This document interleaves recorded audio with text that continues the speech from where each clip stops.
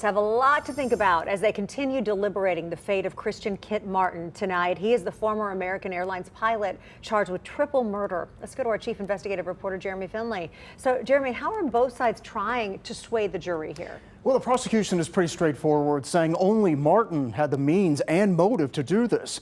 But the defense used a familiar tactic of trying to prove someone else did it, who refused to testify during the trial, but did once speak to News 4 Investigates.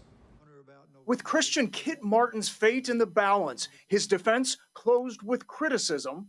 The most ridiculous piece of evidence I've ever heard in my life. While prosecutors ended with rendition. In a cold-blooded, calculated, military-style operation. Leaving jurors to decide who killed Calvin and Pam Phillips and their neighbor Ed Donsero. Remember, the murders happened directly across the street from Martin's home, 2 weeks before Martin's court-martial, where he was accused of beating his ex-wife's son. Cal Phillips was called to testify for both sides. The defense portrayed Martin's ex-wife, Joan Harmon, as the potential murderer, saying she too had a lot to lose if Phillips contradicted her claims, saying she could have left Martin's dog tags on the scene of the crimes. The most obviously planted thing I've ever seen is this. And left a shell casing on the crime scene that matched a gun found in her ex-husband's safe. That shell casing is the sort of suspect evidence that only happens in a movie.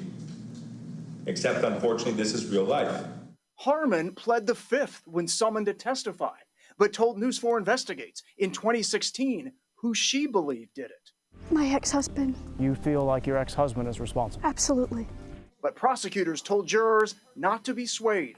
This was not a group effort to plant evidence, to fabricate testimony. This was not some grand conspiracy. Claiming that only Kit Martin, with the skills of an Army veteran, could have carried out the murders.